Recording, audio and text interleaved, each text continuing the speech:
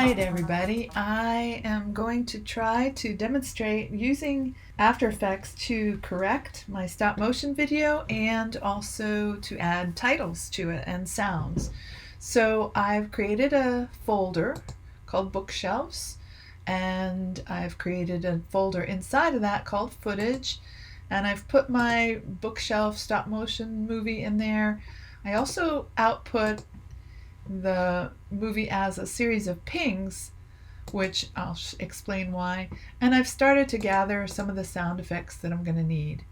So I've gone into After Effects and I'm making a new project, and I need a new composition, and I'm going to just name this one Movie because we're going to make multiple compositions in this project. That's a big piece of where we're headed. And I'm going to say, okay, that's going off your screen. And then I'm going to import that movie as a file. I'm just going to start with the movie, the bookshelf movie. And I'm going to just drag it right onto this composition. It fits exactly, except that it's a little bit shorter. Now, you may remember when I filmed this, there was some jumping around, like right in here. If I play it real quick, you see that big kind of jump. So one of the first things I want to do is something called stabilizing the frames. And to do that, I'm going to look up warp. There's several warp effects. This is under my effects.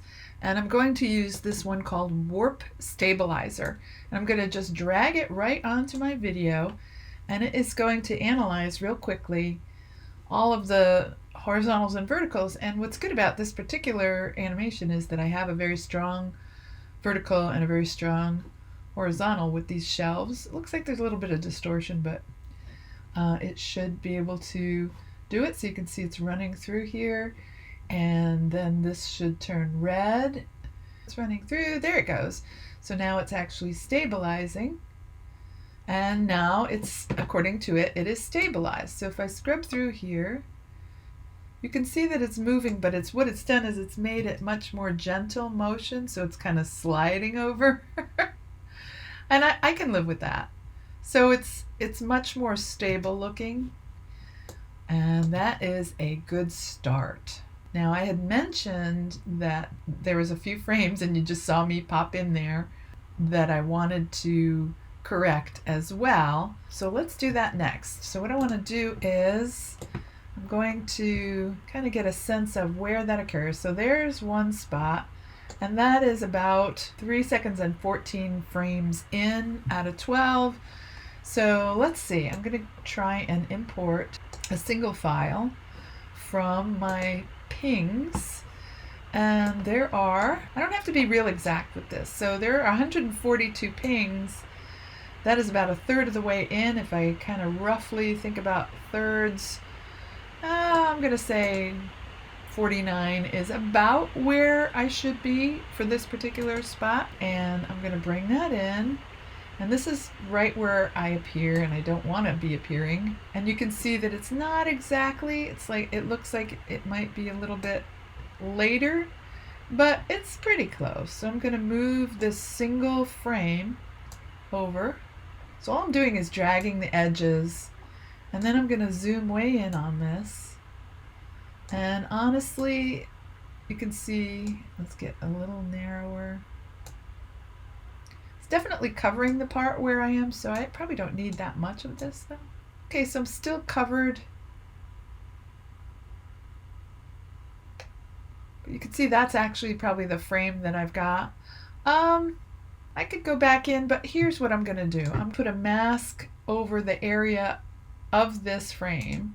And how do I make a mask? Well, this is new information for us. I'm going to twirl down so you can see what happens here. And really the area that I'm most interested in is just this edge. So I'm going to make a mask of this, and I think I'll just start with a rectangle. So when you take a shape and you put it on top of, you can see as I'm making the shape, I'm disappearing. And what it is I'm actually The term mask is kind of misleading. It's really more of a reveal. So now I'm revealing that spot and it looks like it's not in perfect position. That's why it's jumping. So it looks like it is jumping to the right. So that means I need to move this to the left a little bit and maybe down a little bit. Let's see. So I moved it over. I'm using the keys and it's still jumping a little bit. It actually looks like it might be a tiny bit bigger, smaller. How that's interesting. So I'm going to use the scale and I'm going to hit S on my keyboard to show me scale. I'm going to scale up just a little bit, maybe 103%. That might even be too much. 102. So there's no science to this. You really just have to kind of tweak it. And now obviously I need to move it up to line up that bookshelf. Let's see if that looks any better. So I want to get it fairly smooth. And then what I can do is feather the edge of my mask if I need to. Actually, that's looking like it's getting pretty close. Keep tweaking. Look at that. That's beautiful. I don't even need to feather my mask. Although if you see the bottom, there's a tiny little jump. But I don't think it's going to matter. Let's take a quick look at just that part. There was a tiny little bit. So just to be on the extra safe side, I'm going to come back in here. And now if I look underneath, I've got a mask. And you can see you can have multiple masks. And I think I'll just feather it, you know, a little bit so that it blends in a little bit more. There we go. That's really nice. So let's see where else I have an appearance in here, an unwelcome appearance. All right, so that's much better already. I'm going to save this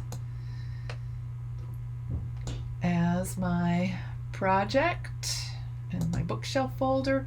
Right here in that bookshelves folder, I'm going to call it bookshelves. Notice the file structure. All right, so we've made some corrections. It's more stable. It's got me taken out of there. And the next thing I'm going to do is stop this for a moment and I'm going to color correct it. So when we left off, I had done the basic correcting of the jumping around and I had added in the frames to hide where I had made a bad appearance.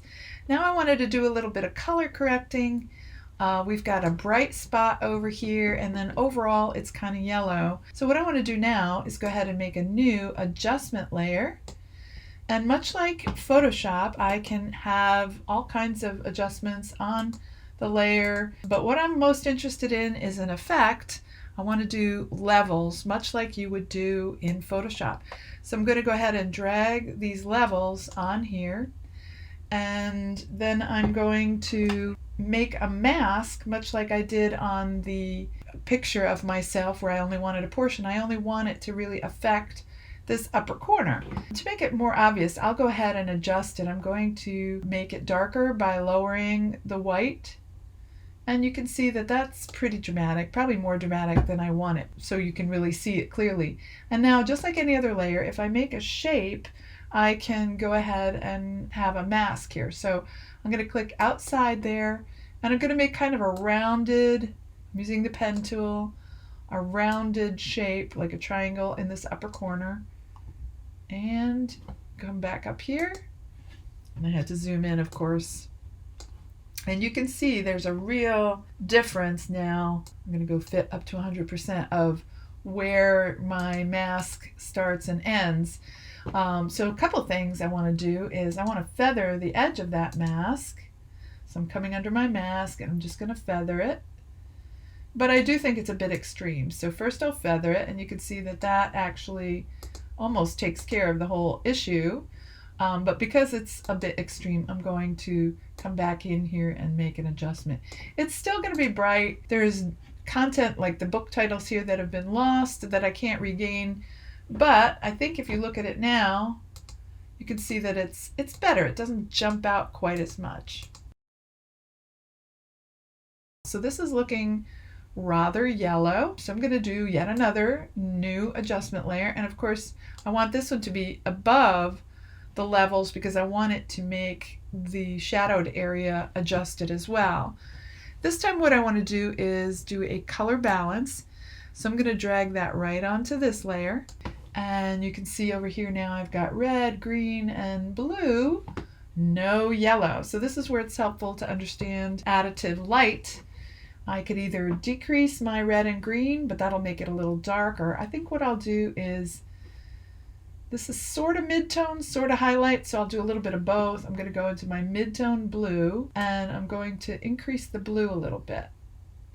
And that already looks better. Let's do it in the highlight. And I think it's getting, well, let's see. I'm going to turn the eyeballs on and off. Yeah, I actually think that's looking better. It's starting to get a little pinkish, so let me take the red down a little bit in the middle, just a little bit, and maybe also a little bit in the highlight. There we go. And this is really just a preference. I like it better without all that yellow. So now that I've got my color corrected, I'm just going to go ahead and save my After Effects project. So the next thing I wanted to discuss is having multiple compositions in one project. While you weren't looking, I went ahead and I made some other compositions. I've got one called Full, where I'm going to put the different pieces parts. I've got one called Lights On, Lights Out, the movie, which is the one we've been working on, and a couple of other little ones. And the way that you would make another composition within your project is just come up here to Composition, New Composition, and say okay. Now you can give it a background color, it doesn't matter.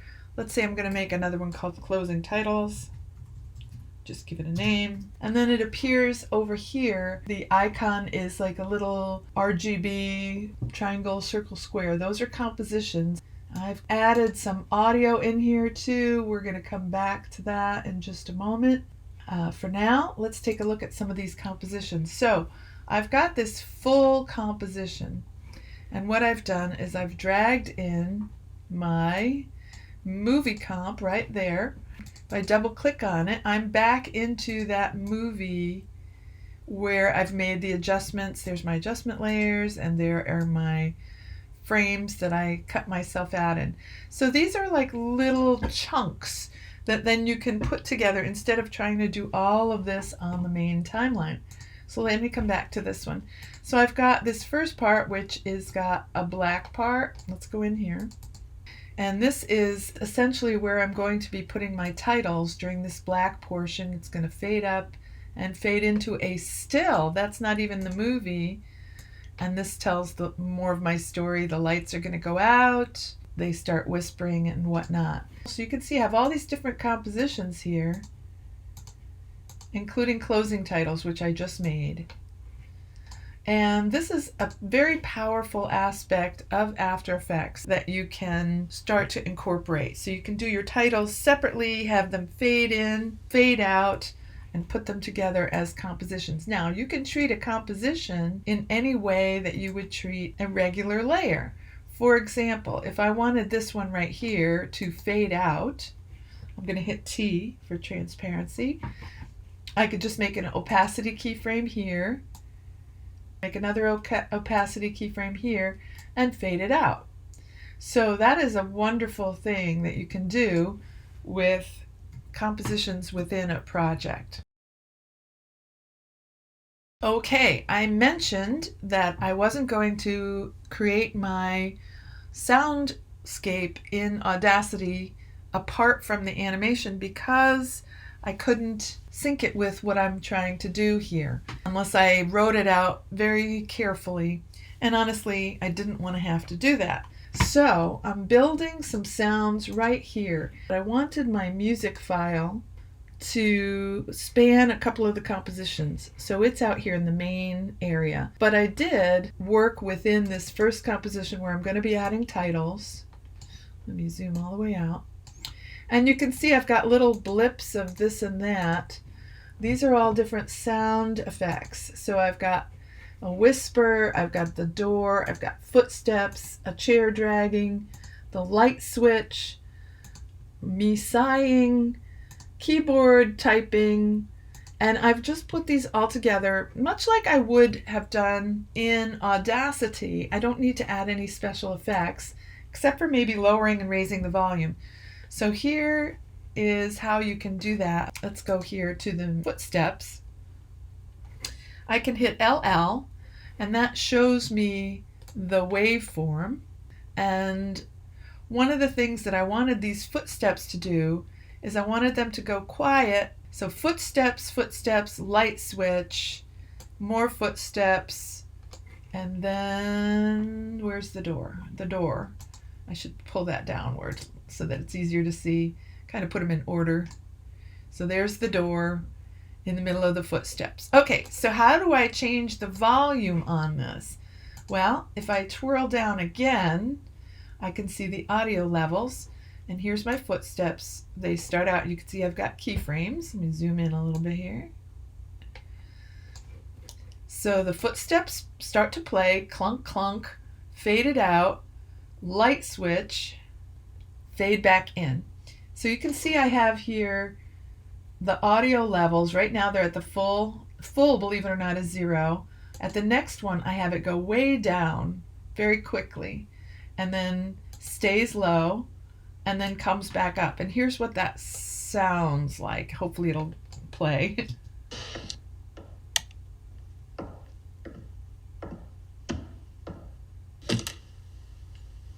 All right, so I'm controlling the volume and the placement based on sort of what feels right here in After Effects. So here it is. In West Palm Beach this morning, and Boris, new investigations adding to a laundry list of legal issues. Here comes the sigh. Chair, footsteps, light switch, more footsteps, closing the door, and then the whispering starts. Okay, so that's how I mixed the sound right here within After Effects. I can control the levels in and out as I need to. But notice I didn't add the music in here. That's going to come in the next scene. So now I just need to add the titles and output it to video. I've created my opening titles and I put it specifically on this bright color background to make another point. And then I've got my closing titles, which essentially they just fade up, and then the end. And I want to come out to my full, and you'll notice that even though that title was on that bright purple, it really isn't there. So the background colors of compositions aren't really there. If you want the background color in there, you need to put a rectangle or a solid background. So there is the opening title. Let me grab the closing title and let's go to that full one again. And I want to drag in my closing titles onto the screen. They automatically go to the beginning. I, of course, want them near the end. And of course, the audio, the music that I had made for this is going to go to the bitter end. And so that title, here I am, you can see the movie, and then the title, closing titles come up. See a little bit of that.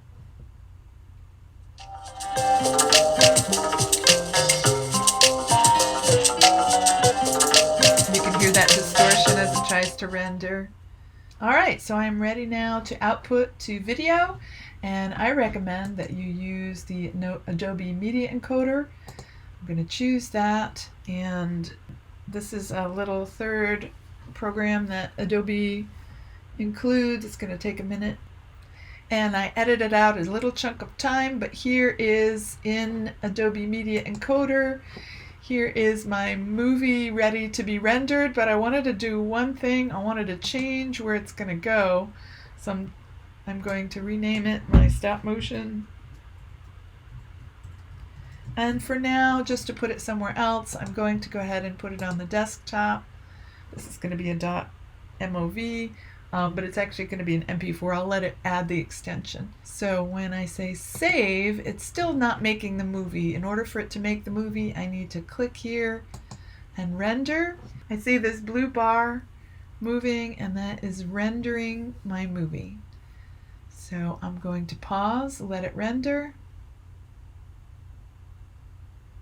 All right, when it's done rendering, you can see this done here, and I am ready. So that pretty much sums up what I'm going to ask you to do with your projects, and I'll share with you my final animation as well.